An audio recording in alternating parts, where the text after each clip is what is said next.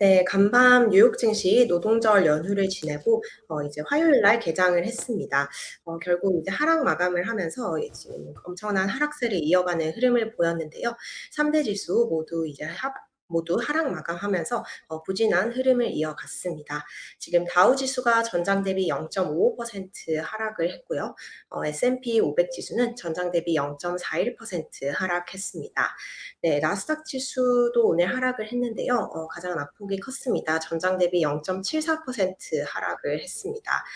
지금 나스닥 같은 경우 7거래일 연속 하락을 하고 있고요. 나스닥은 이제 지난주까지 해서도 6거래일 연속 하락을 하면서 3년 만에 하락 기록을 세웠습니다. 거기서 오늘 한 발 더 나아가서 지금 7거래일째 연속으로 지금 내리고 있는 모습을 보이고 있습니다. 네, 이제 지난주에 발표된 고용지표 결과 소화를 하면서 국제금융시장 요동치는 모습 보였습니다. 간밤에 이제 채권 금리가 상당히 많이 올랐습니다. 지금 고용지표 발표 이후에 또다시 이제 연준의 고강도 긴축으로 무게가 실리면서 채권 금리가 급등하는 흐름을 나타냈습니다.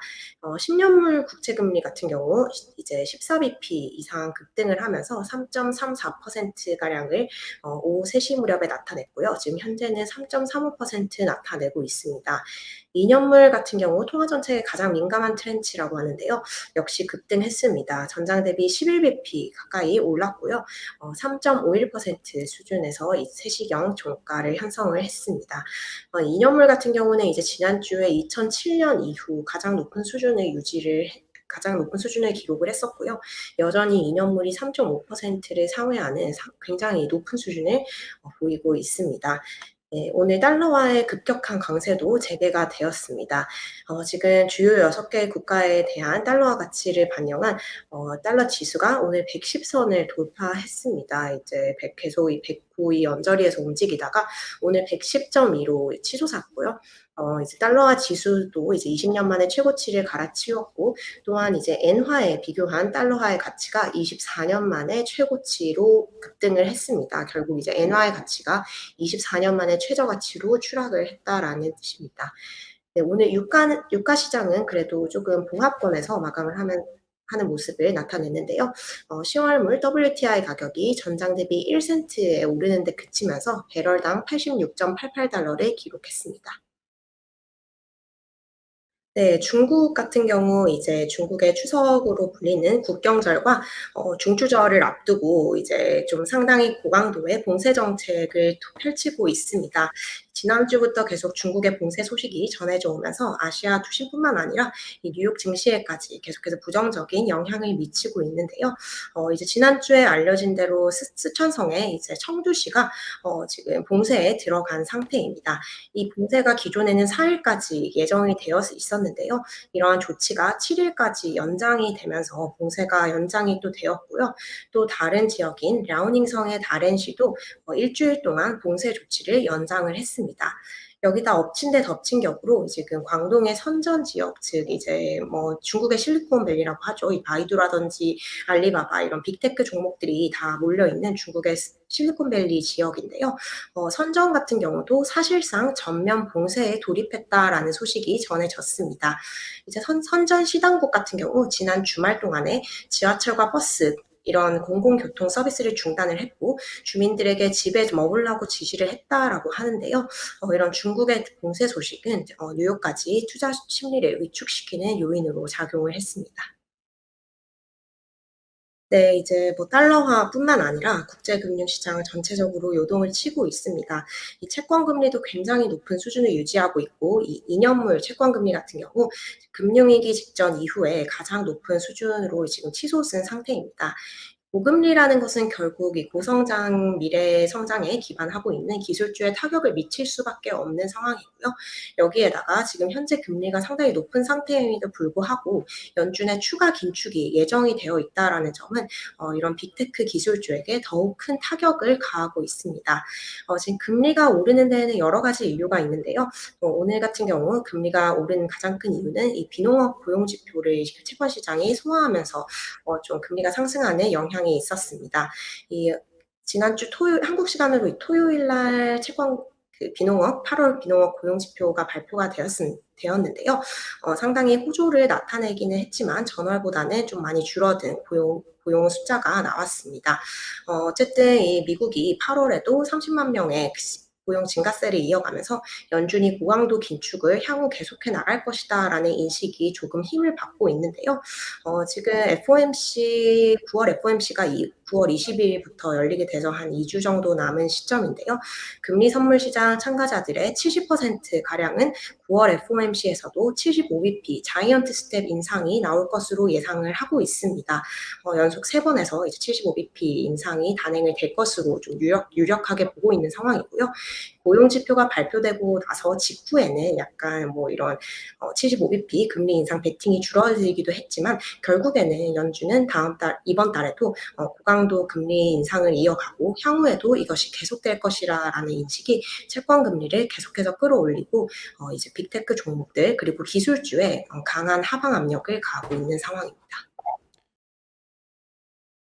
네, 오늘 발표된 주요 경제 지표 ISM 그 서비스업 PMI 그리고 S&P 글로벌의 서비스업 PMI가 집계가 되었습니다. 각자 다른 두 개의 기관에서 나온 8월의 미국 서비스 업황을 드러내는 지표인데요. 살짝 엇갈린 결과가 나왔습니다. 우선 ISM 같은 경우 8월 서비스업 PMI 지수가 56.9로 집계가 됐다라고 발표를 했습니다. 사실 이게 전월치보다 좀 오른 수준이고요. 그리고 예상치보다도 높은 수준입니다. 좀 잘 나온 걸로 나왔는데요. 반면 이제 S&P 글로벌이 집계한 8월 서비스업 PMI 지수는 이제 굉장히 좀 둔화를 하는 흐름을 나타냈습니다. 숫자가 43.7로 집계가 됐는데요. PMI 같은 경우는 50을 기준으로 업황 확장과 위축을 구분을 합니다. 이제 50을 아래로 떨어지면 이 서비스 업황이 전체적으로 둔화를 하고 있다, 위축을 하고 있다라는 의미이고요. 지난 7월에 S&P 글로벌 서비스 PMI가 2년 만에 처음으로 50 밑으로 떨어졌었습니다. 그런데 여기서 더 추가 하락을 해서 이번 8월에는 43.7로 집계가 되면서 상당히 급속한 서비스 업황의 둔화를 시사를 했다라고 볼 수 있겠습니다. 지금 S&P 글로벌에 따르면 미국의 서비스 업황은 2020년 5월 이후에 가장 가파른 속도로 위축이 되었습니다. 네, 지금 나스닥 같은 경우는 7거래일 연속 하락을 하면서 3년 만에 가장 긴 최장의 하락 기록을 세우고 있는 상황입니다. 이 지난주를 기준으로 3대 지수가 전부 주요 지지선 아래로 붕괴를 하기도 했고요. 상당히 좀 엄청난 이런 하락세가 계속 시장 심리를 굉장히 안 좋게 만들고 있는 상황입니다. 월가에서도 지금 현재 시장에 부정적인 심리가 굉장히 많고 또 어떻게 보면 주가가 과매도권에 진입을 했다라는 평가가 계속해서 이어지고 있는데요. 오늘 월스트리트 투자은행인 파이퍼 샌들러가 이런 발표를 했습니다. 파이퍼 샌들러의 전문가가 이런 얘기를 했는데요. 지금 현재 주식시장의 부정적인 심리가 엄청나다라는 표현을 썼습니다. 이제 한동안 이 정도로 부정적인 심리를 본 적이 없었는데 최근에는 심리가 굉장히 안 좋다라고 얘기를 하면서 여러 가지 이 인디케이터, 지표들을 봤을 때 현재 주가가 과매도권에 있음을 시사한다라고 얘기를 했습니다. 너무 심리가 부정적이기 때문에 오히려 지금 매수 쪽으로 자산을 기울고 있다라고 얘기를 했는데요. 어쩌면 이제 주가가 좀 떨어질 만큼 떨어졌기 때문에 좀 반등이 있을 수 있다라는 의미로 해석이 됩니다. 네, 또 다른 투자 기관인 캔코드 제너티 같은 경우도 지금 상당히 주가가 과매도권에 있다라는 분석을 냈습니다. 자사가 내부적으로 이제 분석을 한 지표에 따르면 S&P 500 지수는 분명한 과매도권에 있다라고 얘기를 했는데요. 이제 S&P 500에서 10일 이동평균선보다 높은 수준으로 주가를 유지하고 있는 종목이 6거래일 연속 한 자릿수에 불과했다라고 설명을 했습니다. 이런 요인을 봤을 때 지금 S&P 500 지수는 분명히 과매도권이고 빅스가 지금 20대 중반을 나타내고 있기 때문에 이제 과매도권으로 볼 수 있겠다라고 얘기를 했습니다. 지금 장기 분석 추세선을 보면 주가가 상방 탄력, 여름 동안 이어져 왔던 어떤 서머 랠리의 상방 탄력을 잃었고 중립 수준으로 떨어졌다라고 분석을 했는데요. 이것은 어쩌면 이 주가의 하락 추세 전환을 시사할 수 있다라고 얘기를 했습니다. 이 투자자들에게는 물론 과매도 상황이기 때문에 주가가 많이 내렸기 때문에 어떤 매수가 좀 매력적으로 보일 수도 있지만 저점 매수를 하고 싶어 하실 수도 있지만 조금 이제 신중한 태도를 취할 것을 권고를 했습니다. 이 연준의 실제로 어떤 정책 피벗이 일어나기 전까지는 베팅을 자제하는 게 조금 권고가 된다라는 얘기를 했습니다. 연준이 실제 정책을 전환하기 위해서는 상당한 시일이 걸릴 것이라고 캔커드 저널티는 보고 있습니다. 네, 또 월가의 굉장한 유명 인사인데요. 지금 퍼싱 스퀘어의 캐피털을 이끌고 있는 이 세계적인 억만장자이자 헤지펀드 투자자 빌 에크먼이 이제 주식을 과연 언제 사야 되는가에 대한 조언을 전했습니다. 에크먼 CEO가 오늘 CNBC 방송에 출연을 해서 이렇게 얘기를 했는데요. 이제 시장에서 매수를 해야 될 타이밍은 언제인가라는 질문에 대해서 그 타이밍은 아마도 연준이 이제 금리 인상에서 인하로 돌아선다는 그런 시그널이 나오기 전까지는 좀 매수를 할 타이밍은 아닌 것 같다라고 얘기를 했습니다. 결국 이 페드 피벗을 확인을 해야지 주식을 매수를 해야 한다, 뭐 이런 권고로 보이는데요. 그럼 페드는 언제 피벗을 하느냐? 페드가 피벗을 하는 것을 우리가 언제 알 수 있느냐라는 질문에는 이제 결국 해답은 인플레이션 수치다라고 얘기를 했습니다. 지금 지난달 CPI가 8.5% 전년 동기 대비 8.5% 상승 기록을 했었는데요. 여기서 이제 물가가 더 떨어져야 되고 또 떨어지는 것뿐만 아니라 강력한 하강 추세를 보일 때 이제 이러한 확신, 주식을 매수할 타이밍이라는 확신을 가질 수 있을 것이다라고 얘기를 했는데요. 에크먼 같은 경우 지금 최근 연준 인사들이 계속 강조하고 있는 스탑 앤 홀드 폴리시, 즉 이제 금리를 올리고 이를 인하하는 것 대신 상당한 기간 동안 금리를 유지하는 정책이 나올 것이다라고 예상을 했습니다. 그렇기 때문에 이 연준의 금리 인하라는 페드 피벗이 빨리 오지는 않을 것이다라고 이제 경고를 했습니다. 네, 또 다른 시장 분석가 이렇게 얘기를 했는데요. 9월은 통상 이제 S&P 500 지수가 수익률을 기록하지 못했던 달입니다. 마이너스를 기록했던 경우가 더 많았고요. 그렇기 때문에 9월에는 험난한 가을이 예상이 되지만 결국 이 요동치는 국제 경제 시세 상황 속에서 안전한 어떤 안전 피난처는 결국 미국 증시밖에 없다라는 얘기를 했습니다. 결국 이제 유럽은 엄청난 에너지 대란 속에서 경기 침체가 예고가 되고 있고요. 그중에서 이제 그나마 좀 선방을 할 수 있는 것이 이제 미국 증시밖에 없다라는 분석을 내놓은 셈입니다. 사실 코로나 팬데믹 때 미국 증시를 정말 크게 끌어올린 것이 팬데믹이 물론 미국을 가장 강하게 치기는 했지만 그럼에도 불구하고 미국 경제의 회복력이 다른 국가에 비해서 가장 좋았기 때문에 미국 증시가 많이 오른 면이 있습니다. 이런 측면을 다시 한번 좀 본 것으로 보이는데요. 이런 고강도 긴축 속에서 엄청난 이 긴축 파고가 예상이 되지만 그럼에도 불구하고 미국이 제일 그나마 나을 수도 있다라는 분석도 나오고 있습니다.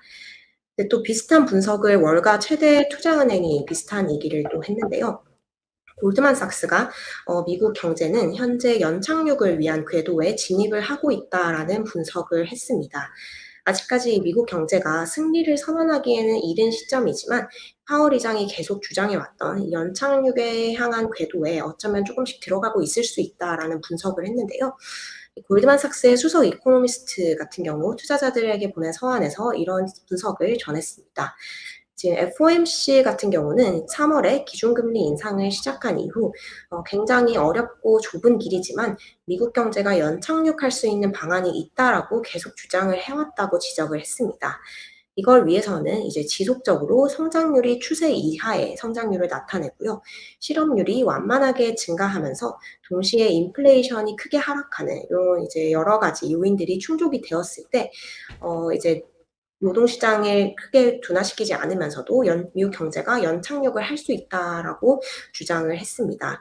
역시 이제 변수는 굉장히 많고 많이 이제 경제가 잘못이 될 수도 있지만 경기 침체가 이제 내년에 아주 가벼운 수준으로 올 수준이 3분의 1 정도에 달한다라고 이제 전망을 유지를 하면서 지금 미국 경제는 상당히 고무적인 신호를 보이고 있다라고 강조를 했습니다. 아무래도 8월 실업률이 3.7%로 소폭 오른 점에서 좀 이런 긍정적인 포인트를 찾지 않았나라고 생각이 됩니다.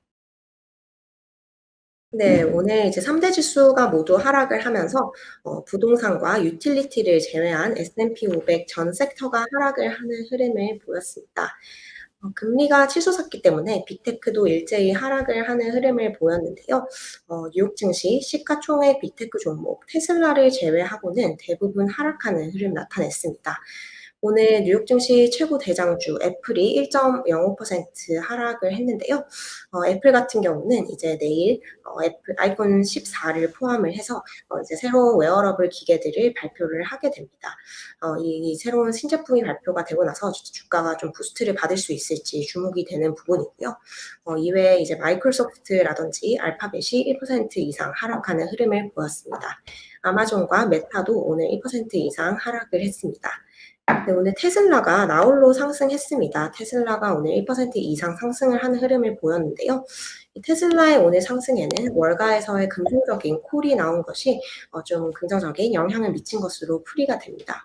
월가 투자기관 울프 리서치가 이제 오늘 이제 테슬라에 대한 투자 의견을 상향시켰는데요. 기존에는 중립 수준의 투자 의견을 가지고 있었는데 매수 수준에 해당하는 시장 수익률 상회로 투자 등급을 한 단계 올렸습니다. 테슬라 주가가 지금 주식 분할을 하고 나서 이제 300슬라 수준으로 된 상황인데요. 12개월 목표가 같은 경우도 기존에는 280달러를 제시를 하다가 360달러로 주가를 올렸습니다. 지금 오늘 종가가 270달러대이기 때문에 이에 비해서도 30%가량 주가가 추가 상승을 할 수 있다라고 본 것입니다. 이제 왜 이렇게 테슬라를 긍정적으로 보는지에 대해서는 이 바이든 행정부의 인플레이션 감축법이 아주 이 테슬라에 큰 호재가 될 것이다라고 평가를 했습니다. 네, 지금 월가에서는 이 빅테크 종목들에 대해서는 대체로 좀 긍정적인 의견이 나오고 있습니다. JP모건 같은 경우 오늘 아마존에 대해서 자사의 탑픽, 즉 최선호 종목이라고 다시 한번 좀 재확인을 해줬는데요. 지금 아마존 같은 경우 최근에 좀 재고 문제라든지 여러 어려움이 있었지만 향후에 이제 실적이 우수할 것으로 전망이 된다라고 얘기를 하면서 아마존을 이제 자사의 최선호 종목으로 꼽았습니다. 네, UBS 같은 경우도 미국의 소매 판매 업체 타겟에 대해서 최선호 종목을 지정을 했습니다. 네, 다른 종목 중에서 오늘 좀 논란이 있었던 종목 중에 좀 대표적인 밈주식 배드베스앤드 비욘드가 있습니다. 지금 지난 8월부터 엄청난 급등락을 보이고 있는 회사이고요. 또 회사가 그 자사의 자구안을 발표한 이후에도 주가가 좀 하락하는 등 굉장히 안 좋은 흐름을 보였는데요. 지난주 금요일 날 배드베스 비욘드의 최고 재무 책임자가 극단적인 선택을 했다라는 소식이 전해졌습니다. 이제 굉장히 좀 안 좋은 소식이 전해진 가운데 배드베스 비욘드 주가도 폭락을 했는데요. 오늘 주가가 18% 폭락하는 흐름을 보였습니다. 네, 이외에 오늘 미국의 최대 통신사 버라이즌 커뮤니케이션 같은 경우 분기 배당금을 올리겠다라고 발표를 했고요. 그럼에도 불구하고 버라이즌의 주가는 소폭 하락 마감을 했습니다. 네, 오늘 또 특징적인 종목 중에서 이제 물류업체 페덱스가 있습니다. 페덱스에 대해서 오늘 시티은행이 투자 의견을 좀 한 단계 낮추는 부정적인 콜을 냈는데요. 페덱스를 둘러싸고 있는 단기적인 투자 여건이 굉장히 부정적이기 때문에 내년 회계연도 2023년도의 실적이 부진할 것으로 예고를 했습니다. 이 여파로 페덱스의 주가가 2% 이상 하락을 했습니다. 또 CVS 헬스 같은 경우 재택의료 서비스 업체인 시그니파이 헬스를 인수하겠다라고 밝혔는데요. 주가는 오히려 0.7%가량 하락하는 흐름 보였습니다. 네, 이번 주 월요일이 휴장이었기 때문에 이제 좀 바쁜 남은 4거래일이 될 예정인데요. 이번 주에도 이제 주식시장의 핵심 테마는 긴축입니다. 이번 주에는 파월 의장을 비롯해서 연준의 고위 인사 그리고 FOMC에서 투표권을 가지고 있는 다수의 연준 위원들 발언이 굉장히 많이 예정이 되어 있습니다.